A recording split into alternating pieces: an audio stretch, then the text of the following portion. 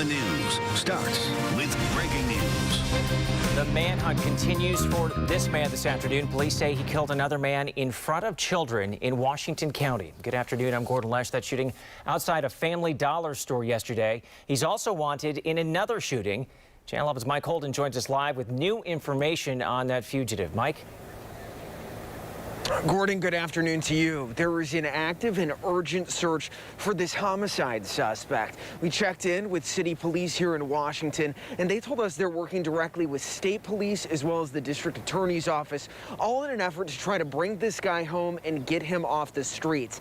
They say he has a very lengthy criminal past. They are well aware of who he is, and we just learned within the last couple of hours that he is accused of this, that he allegedly opened fire on his ex-girlfriend's boyfriend right in front of an SUV full of her kids. Armed and dangerous. Breaking this afternoon, City of Washington police have issued an arrest warrant for 36-year-old Zachary Sadler of Washington and Donora. Police say he's responsible for 2 shootings in the county within the last day. We were there as police surrounded this Family Dollar parking lot and shut the store down for hours. Investigators say Sadler shot and killed Darnell Brown in a targeted attack outside of the Highland Avenue location around 4:30 in the afternoon yesterday. Police say Sadler knew Brown. Brown was dating his ex-girlfriend. Washington police tell me Brown, his girlfriend, and 6 children, all under the age of 9, pulled over at the dollar store to buy power steering fluid. The kids and girlfriend stayed inside of the car. Police allege Sadler rolled up on Brown as he was coming out of the store. They say he shot him multiple times, 1 bullet hitting him in the head. The violent incident played out all while the children were just steps away, sitting in the SUV. Loved ones say they witnessed all of it. Police believe Sadler is also wanted in connection for a shooting that happened in nearby Donora, where he shot another man a short time after the shooting at Family Dollar. Darnell Brown's loved ones tell us they're still trying to process what happened, and they just want to know how someone could commit such a brazen act. My brother was just murdered, and the killer is still on the loose. I'm just worried about my other family right now because this man has threatened all of us. And we already lost a brother in 2009, and this is just really hard for me. Now, Sadler was last seen in a stolen 2013 black BMW with red and green stripes on the front. The vehicle's license plate reading LLB 6554. And back out here live this afternoon, we cannot stress this enough. After checking in with police, they say this guy is armed and dangerous. If you see him, if you think you see his car, do not approach him. Call them immediately. In the meantime, my colleague Liz Kilmer will be following this story throughout the course of this day in Donora, as well as right here in the city of Washington. She's going to work to get you the latest information, and she'll bring you the latest live developments for Channel 11 News starting at 5 o'clock and everything in between on the WPXI News app.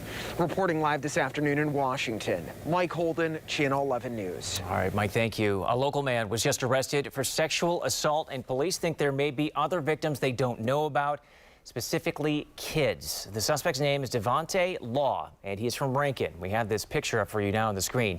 Allegheny County police say he did unspeakable things to children as young as infants, and they say he recorded them and shared those videos. Police told us they have reason to believe there are more victims, and they really want to make sure those kids get medical or social service help. And that's why they want to know if any more kids may have had contact with this man, Devontae Law. Family escaped a burning home in Sheridan when Channel 11's Alyssa Raymond pulled up to Glenmar Street.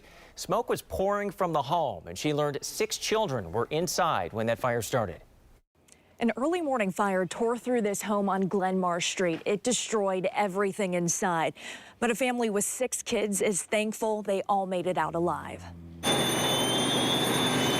The fire started around 6:45 a.m. in this 3-story home. Monica Goggins says she heard a loud bang, which she says she also heard yesterday.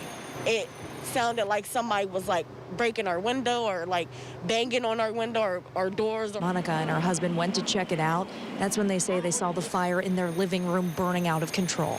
Everything was gone. My family is safe. That's all that matters. Everything I can get replaced. It's just, having to start over. Tonight at 5, Monica explains what it took to get all of her kids out of this home safely, plus what she thinks started this fire. Reporting in Pittsburgh's Sheridan neighborhood, Alyssa Raymond, Channel 11 News. More breaking news. The Allegheny County Health Department just released its update on COVID cases. They are reporting 8 additional deaths. 5 of the patients lived in long-term care facilities. Health officials have also learned of 376 new cases since yesterday. All but 14 of the positive test results were from the past week. And county leaders are set to give us an update this afternoon on cases, mitigation, and vaccines. You can watch for that on Channel 11 News at 5.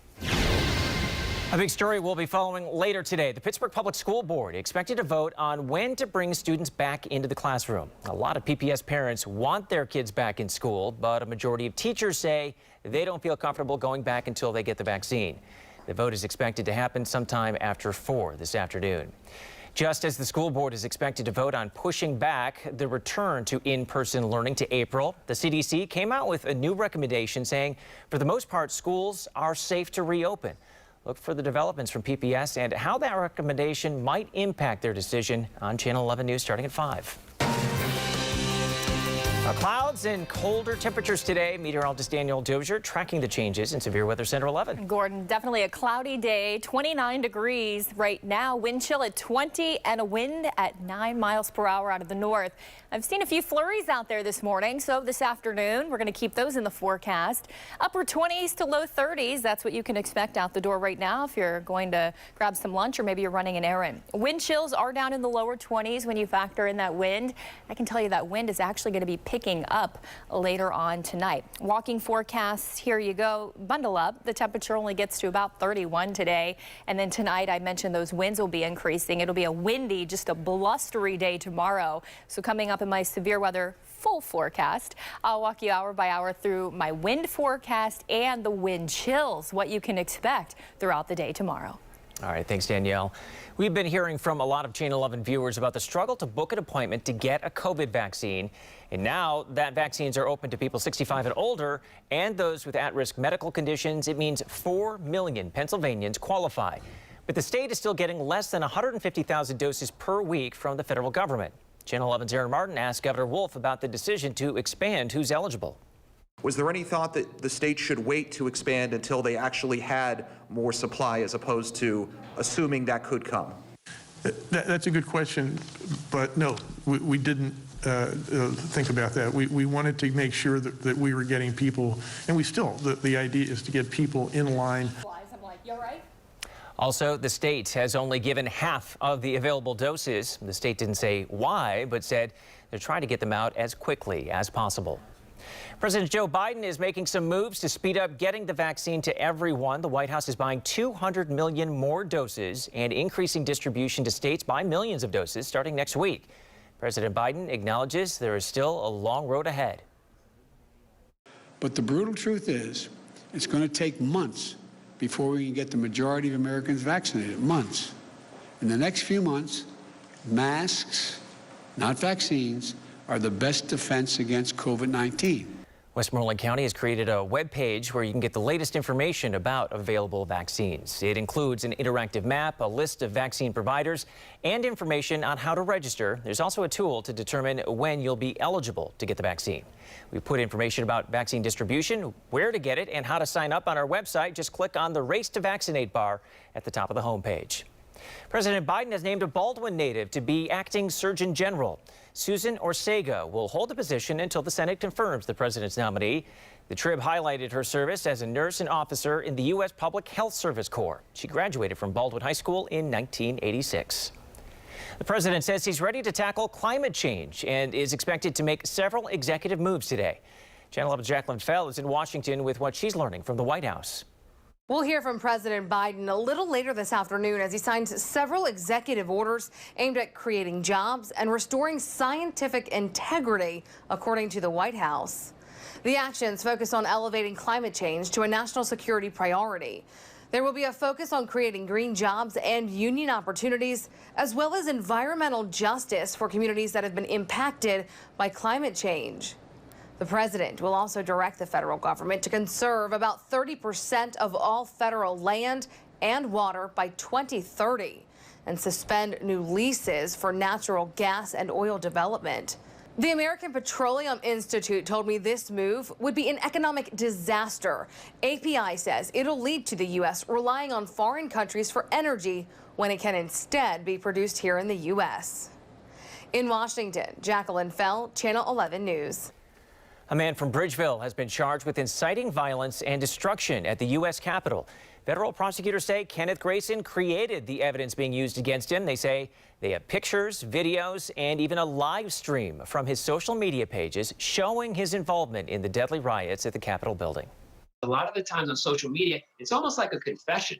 It's tough. A picture says 1,000 words, and it's difficult to defend those types of cases. Live streaming and videos, that's a different ball game. It's like you're the author or the director of your own demise. Grayson will have a detention hearing soon to find out if he'll be eligible for bail. Breaking news right now, a Shaler man was just sentenced to serve time in a halfway house for vandalizing a police car during a riot downtown last summer. You may remember this. Brian Bartles, who had pleaded guilty, was just sentenced this morning to 6 months at a halfway house. Our partners at the Trib were in court and tell us that Bartles apologized and said he made a stupid mistake.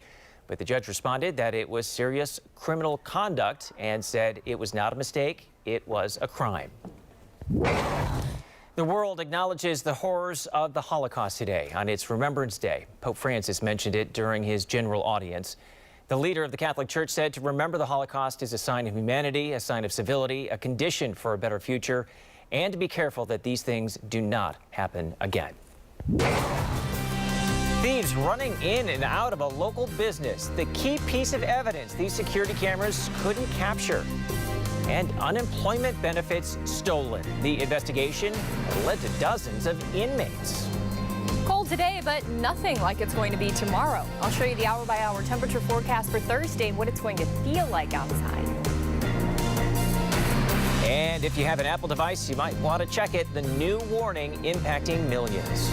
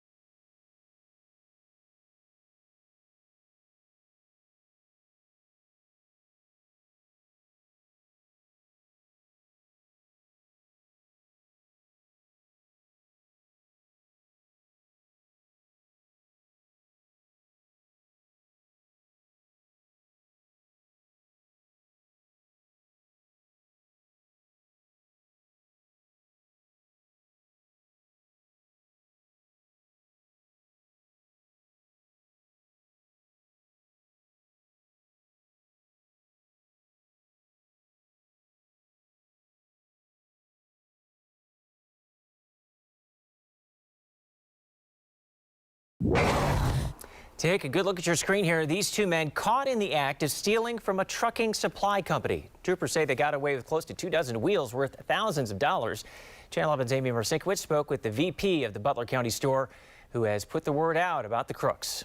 McClymonds here in Portersville has cameras everywhere. There's one there, there, and there that captured everything. They walked around the whole buildings trying to open the doors.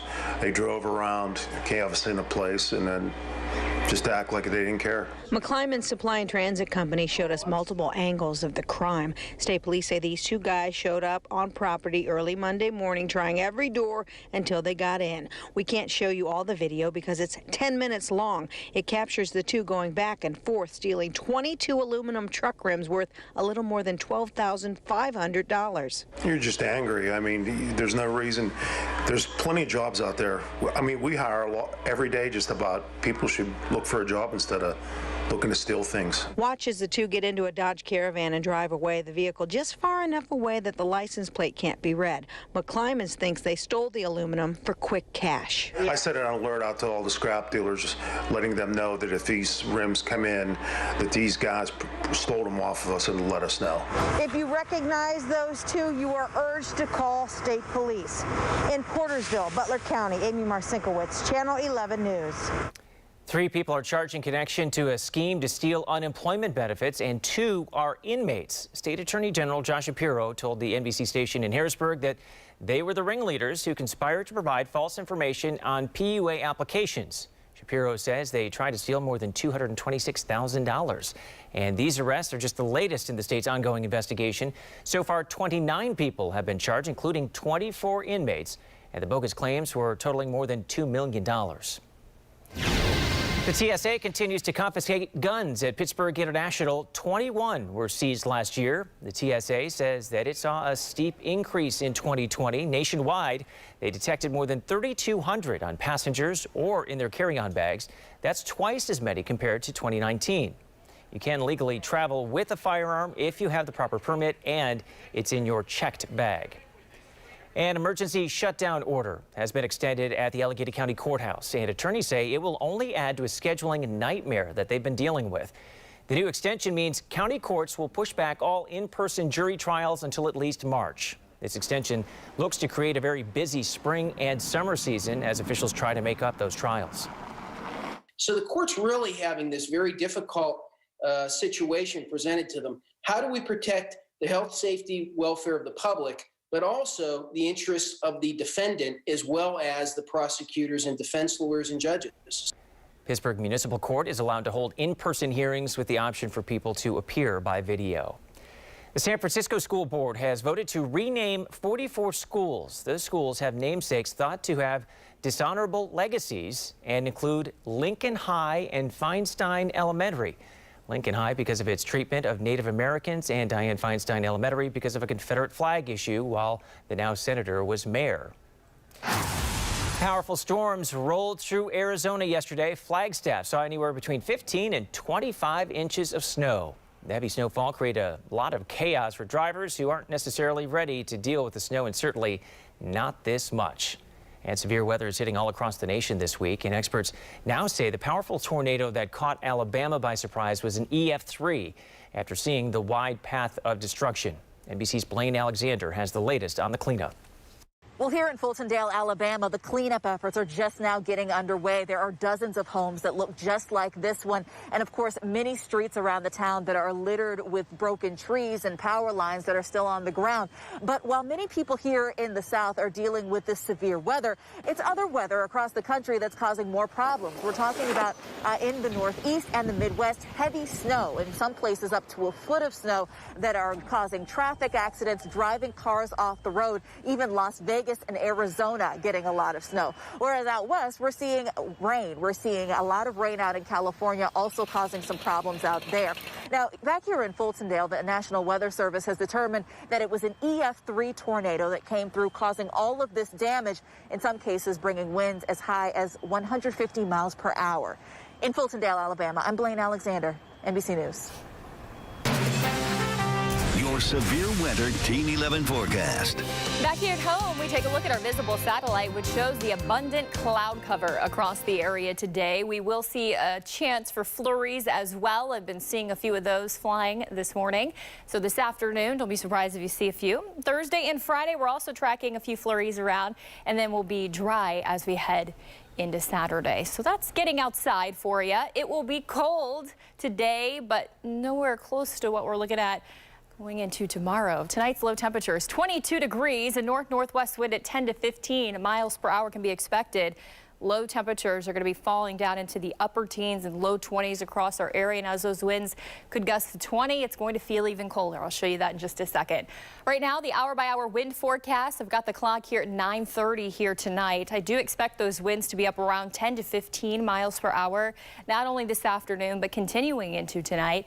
There are signs as well that the winds will increase as we head into the day tomorrow. So as we go into the morning, you can see if you're out driving, you're going to have winds to contend with out of the north-northwest at about 10 to 15, and we could even see them gusting as high as 25 miles per hour as they come up in the afternoon. So these are your sustained winds, and if you notice that yellow shaded color that you see coming across the screen, that's where those winds could be up around 20. So sustained winds as high as 20 with higher gusts tomorrow is going to make it feel blustery out there tomorrow. This is a look at your forecast wind chills now. 8:30 in the morning, let's say you're heading out, make sure you have your heavy coat and gloves on. It's going to feel like the single digits across most of our area. The air temperatures, they're not climbing a whole lot either. So when you factor in the wind to the air temperature tomorrow, even the afternoon could be feeling like the single digits in places and the lower teens. So this gives you an idea that 2:30 in the afternoon, we could be feeling those wind chills in the teens. Now tomorrow, the air temperature is only getting to 24. You're reading that right. So we've got some really cold air that's pumping into our forecast area. North-northwest winds will blow anywhere from 15 to 20 miles per hour sustained, as I was telling you earlier, and those gusts could be even higher. 5-day forecast with your weekend always in view, and we do have those flurries, as I mentioned in the picture, for Thursday and Friday, but you can still get outside. It's just going to be downright blustery over the next few days. 17 into Friday morning, by the way, and then we'll go into the mid-teens as we head into Saturday morning. Here's your weekend. It's always in view, and the pick day to get outside is Saturday, and I say that kind of hesitantly because it's only going to be 31 degrees, but we should have a partly cloudy sky, so a little bit of sunshine coming through. And then Sunday, we're going to have to watch another weather system that'll be impacting our forecast area, looking at a mix between some freezing rain and snow perhaps, as temperatures only climb into the upper 30s. So I'm going to spend more time on this. I'll put some maps together and I'll show you what I'm thinking coming up in the next half hour. Danielle, state police putting out a warning after a local woman was pulled over by a fake cop. What you need to be on the lookout for. And there's a limited supply, but eventually more COVID-19 vaccines will be available. How students at a local university plan to lend a helping hand.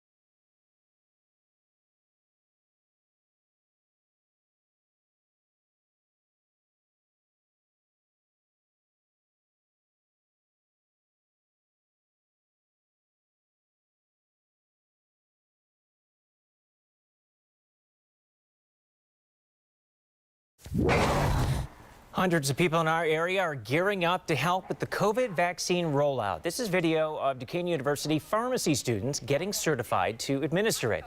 Students told us they felt called to help. So far, more than 300 have completed the program. 70 more students are finishing up their training this week. Once they get their certificate, they'll be able to deliver the vaccine to those who need it most. The minute we get the phone call that a pharmacy has gotten their dose shipment in, we're able to deploy students. Duquesne University is working with pharmacies locally and across the country. Robert Morris University is adding 20 full-time scholarships next fall thanks to Netflix. The company will give $3 million to fund the RMU Next Century Scholarships. The minority scholarships are for students pursuing careers in the tech industry. The founders of Netflix say it's critical to provide opportunities for students who might otherwise be underrepresented.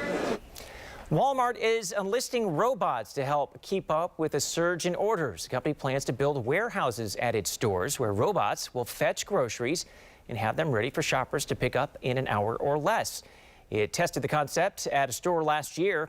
Walmart hopes the warehouses will speed up curbside pickup and says the robots will save time as employees don't have to walk store aisles to find items. It's really a perfect storm. Top priority for 2021 is the return to screening. Doctors all over the country are rallying to get their patients back. The warning about putting off your next appointment. Thursday is going to be cold and windy. Coming up, I'll let you know the air temperature you can expect in your neighborhood tomorrow.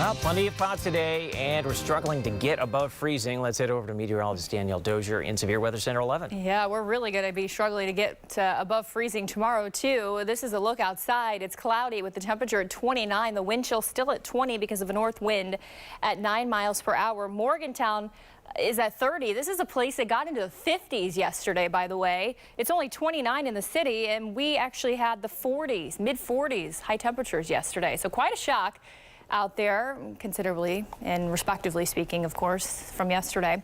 Here's your forecast for the rest of today. And again, as Gordon mentioned, we're going to struggle to get to freezing this afternoon. We're going to keep it cloudy, and we're going to have a chance for a few flurries out there, but nothing significant. And then the winds are going to be picking up, especially tonight into tomorrow. And tomorrow's going to be even colder day because we have another shot of cold air coming into the forecast. So I want to show you in your neighborhood what you can expect for the temperatures. Plus, if you're just joining us, we'll take another look at the wind chill forecast, and I'm still tracking that weekend weather system and how it will influence our plans. All right, thanks, Danielle. Norwin High School is closed today. They had 6 COVID cases in 14 days. 5 are students and 1 is a teacher. The district also canceled after-school activities and is cleaning the building. They're expecting to reopen tomorrow.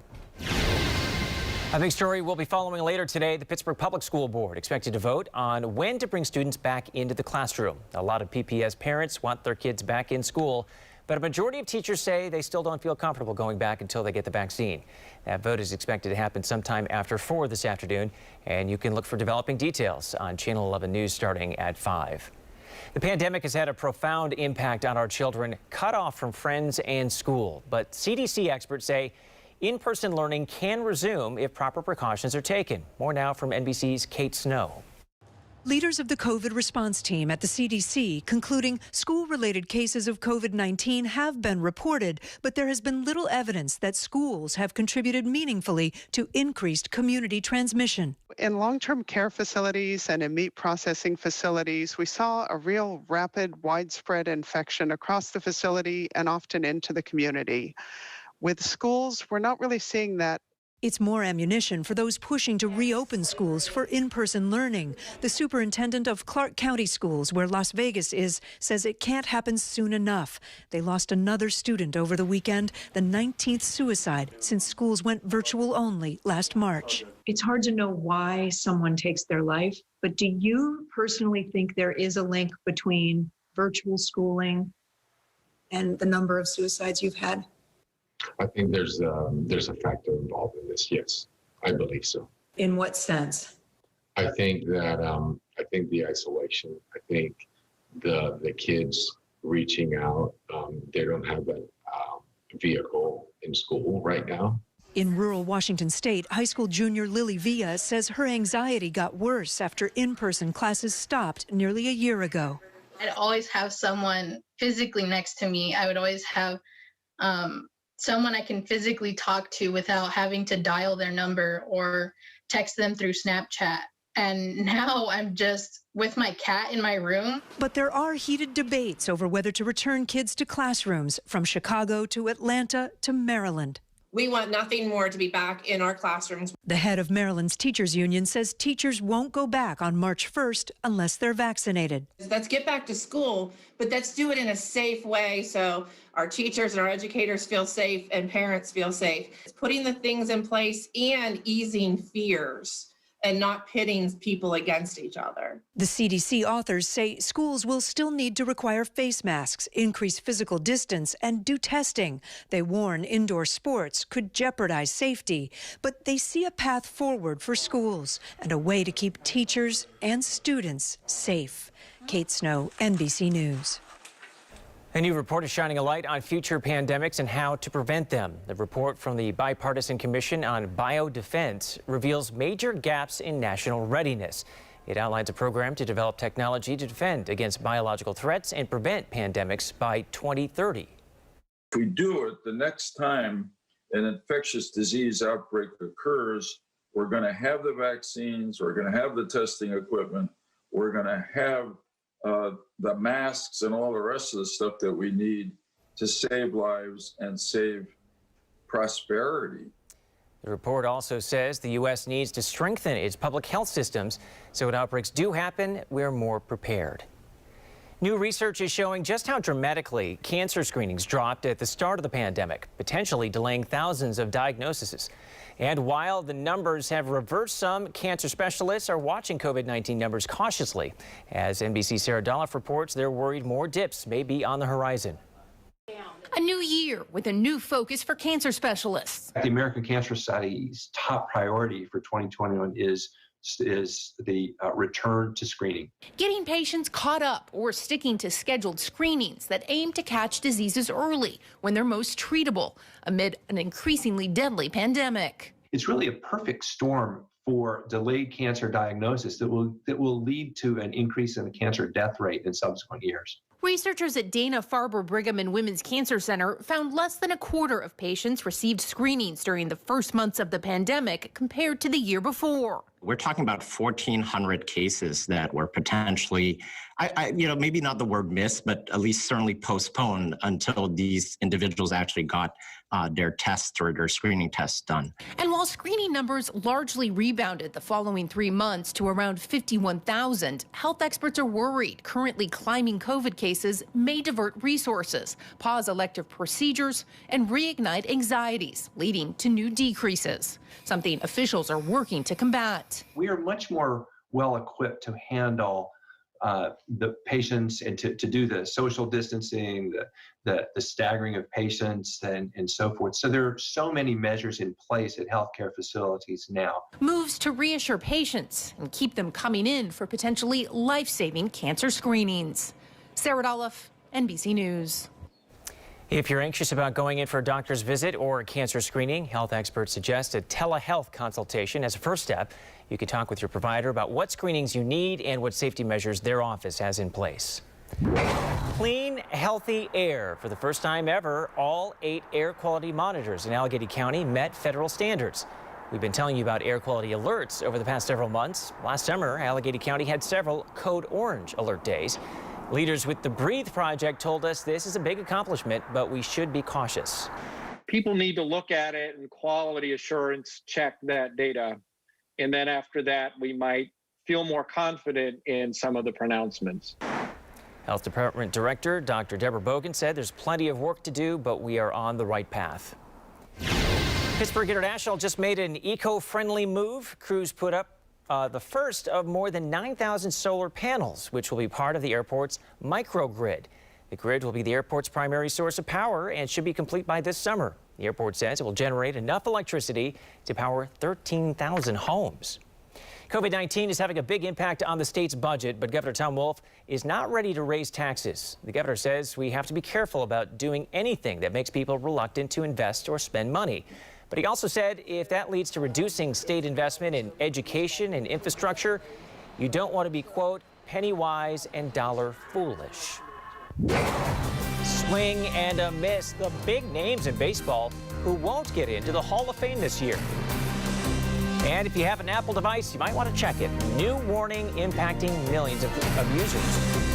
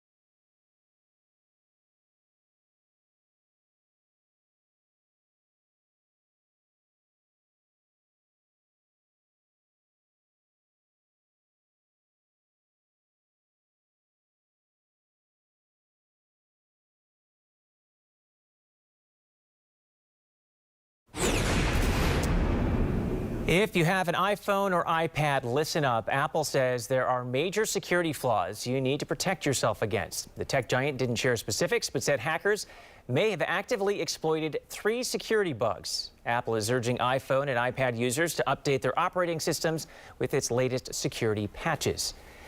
Now that so many people are working from home and are going virtual, will we ever go back? Computer security company McAfee says probably not. Their new survey said many of the changes will continue even after the pandemic. Online banking, video calls, and online shopping topped the list, and the security company says they found more people are concerned about cyber attacks. If you want to protect your house from break-ins, Amazon Echo can now help. The Echo can now make it sound like a dog is barking inside your home if your security cameras sense movement. You can also use Echo to turn your lights off and on. The security features are part of Amazon's Alexa Guard service and Guard Plus, which will cost $5 a month. State police putting out a warning after a local woman was pulled over by a fake cop. What you need to be on the lookout for. And our wind chills are down in the 20s right now, but they're going to fall to the single digits. I'll show you when.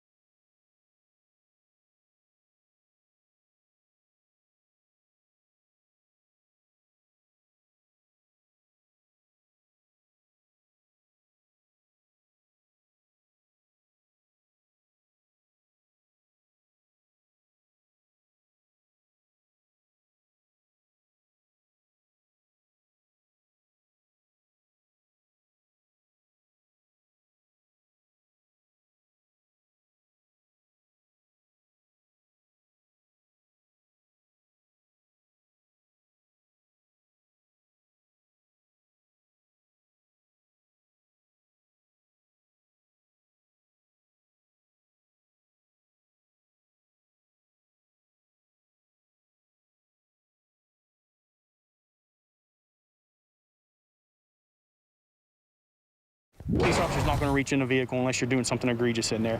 And in this particular case, there's nothing egregious going on.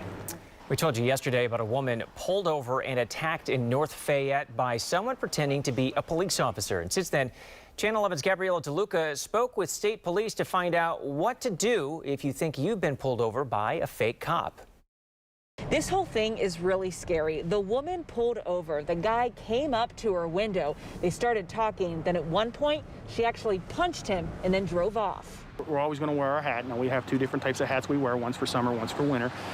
We always have our gray shirts on and the dark gray trousers.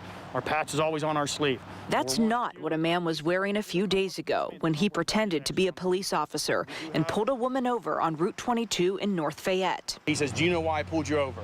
And she questioned the fact if he was a police officer, not just because of the vehicle he was driving and the attire he had on. He was dressed in jeans, a black hoodie, and wearing a hat with a Pittsburgh Sports logo. He was driving a dark Ford 150 with mounted red and white lights. He reached in and grabbed her, actually ripped off a necklace she had on and causing scratches around her neck. So the fact that this guy apparently reached his hand into the window, that's not something a police officer would do. No, not unless it's a felony traffic stop or there's something in there that, but in this particular case, that's not what happened. That's when the woman apparently punched the man and sped off. Trooper Broadwater did share some tips for people who suspect they are being pulled over by an impersonator. Here in Pennsylvania, if you get pulled over, the police lights behind you should be red and blue. In this case, the woman said when she looked in her rearview mirror, those lights were red and white. Plus, you can ask for identification and wait to pull over until you see a well-lit area. Or you can call 911. Say, I'm on this road in this township. I am being pulled over right now. Is this a police officer? It doesn't have any identifying markings on their vehicle. They should be able to tell you. And if they say, no, we have nobody, then be like, send somebody, because something's going on here. State police have a really general description of this guy, but they say if you know anything or see anything suspicious, to give them a call. Reporting in North Fayette, I'm Gabriella DeLuca for Channel 11 News. Ohiopyle State Park has been a welcome outlet for people during the pandemic. Attendance has soared over the last year. It's increased 73% from 2019. More than 1.3 million people visited last year, and even though it wasn't a park record, it was one of the busiest in the past 2 decades. The Pennsylvania Department of Conservation and Natural Resources has announced new grants for ATV and snowmobile facilities. The grants total more than $339,000. The Indian Creek Valley ATV Club in Fayette County is getting some of the money, along with the Friends of the Bantam Jeep Association in Lawrence and Butler counties. Some snow flurries not far from the Mexico border in Tucson, Arizona.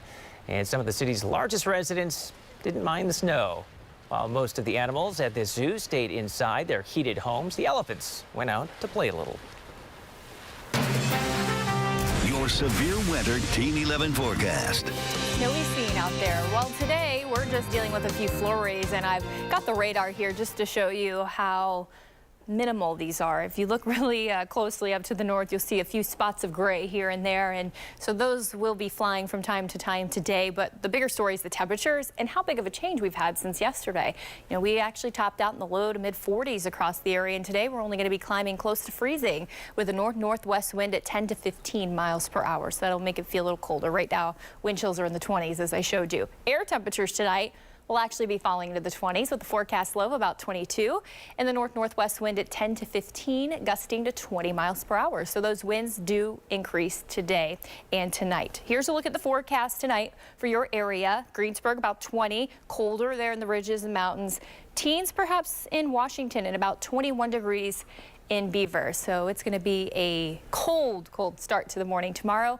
Really, when you factor in the winds, this is what you're going to feel like, or it is going to feel like, the single digits out there. So right around 8:30 in the morning could feel like 9 in the city, 8 in Washington, and about 8 degrees in Greensburg. And the air temperatures really aren't warming a whole lot. But when you factor in the wind to the air temperature, this is what it could feel like by 3 o'clock in the afternoon. And some of us actually could still have wind chills that are down in the single digits and lower teens for the majority of the area tomorrow. So we're all going to be bundled up. We're going to have the heavy coats and most likely or a hat or gloves if we're spending any extended period of time outside. The air temperature is only climbing into the low to middle 20s tomorrow, everyone. North-northwest winds will increase to about 15 to 20 miles per hour sustained, with higher gusts to 25 miles per hour. Here's a look at your area temperatures for tomorrow as promised. 25 in Washington and Uniontown, 22 in Butler, about 24 degrees in Indiana, and 26 down in Morgantown. Now, the weather over the next couple of days going to feature a few flurries, but the next bigger system that we're going to be watching now is going to be affecting our weather for the latter half of the weekend, and we'll really have to watch the track of it closely, see how close it comes to our area. Right now, what I can tell you is as we look at the American weather model, it shows by late Saturday night we could see some snow showers around because the air will be cold enough for that. But what happens during the day Sunday is we get a little push of warmer air where temperatures should climb into the upper 30s, and you know the deal. We just went through it, right? So we're looking at as that warm air comes in, we kind of start to see that wintry mix, and that purple shaded color is either rain, snow, or freezing rain, and then changing to rain in spots as well. And then on the backside could get more snow in here as we head into Monday of next week. So a lot to watch with this incoming weather system for the weekend. In the meantime, just downright cold. Teens by Friday morning and Saturday morning. And if you do need to run some errands this weekend, Saturday might be the better day to do it, as will be dry with a high of 31. A night of all-new Chicago dramas tonight here on Channel 11, and the surprise rescue of one of their own. That's tonight on Chicago Fire. It starts at 8 with Chicago Med, followed by Chicago Fire and PD. And then keep it here tonight for WPXI Tonight. Now here's local steals and deals. I have, interestingly enough, one of my new favorite things. This is Calming Heat by Sharper Image, and it does so much more than a regular heating pad. And at first I thought, yeah. And then I tried it and I went, oh, yeah. So here's the deal. Number one, it's a heating pad, right?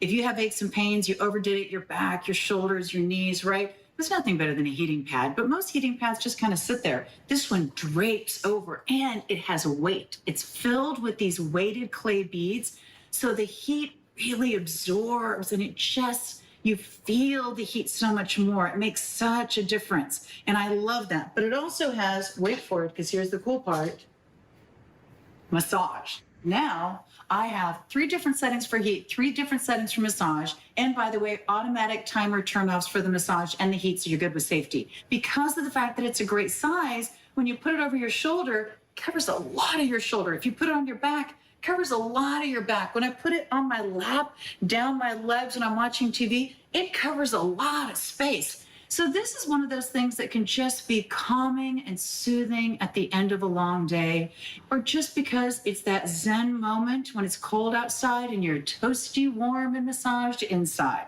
It's Calming Heat by Sharper Image. I love the concept. And by the way, 20% off on localsteals.com.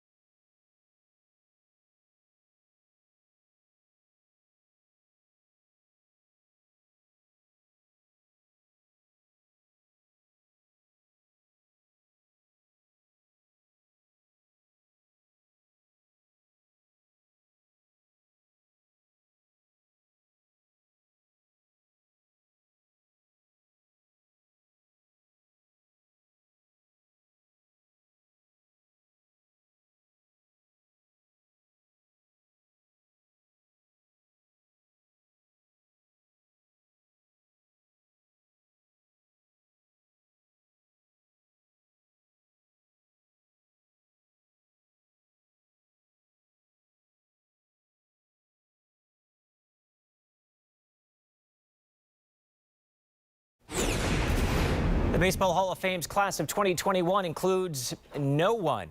There were 25 former players up for consideration, including Barry Bonds, Roger Clemens, Sammy Sosa, and Curt Schilling. It's a list of big names, but keep in mind Bonds, Clemens, and Sosa were caught up in the steroid scandal, and Schilling has been criticized for his political commentary. The player's record, playing ability, integrity, sportsmanship, character, and contributions to the team or teams for which the player played. A year without any new inductees is rare, but not unprecedented. It's happened 9 times before, most recently in 2013. After taking a break for Halloween and Christmas, Marshmallow Peeps are coming back for Easter. The maker temporarily suspended production of its candy brands to protect plant workers from coronavirus. After adding safety measures, it resumed limited production in May, but it did not produce other seasonal candies so it could meet demand for Easter because apparently someone eats them. Kraft Mac and Cheese is launching a limited edition candy Kraft Mac and Cheese for Valentine's Day. It's made with the same cheesy mac and cheese we all know, but it includes a candy flavor packet to turn the mac and cheese pink and add hints of sweet candy flavor. No thanks, I'll just stick with the original. That does it for Channel 11 News at noon. Our next newscast is tonight at 5. Thanks for watching and have a great day.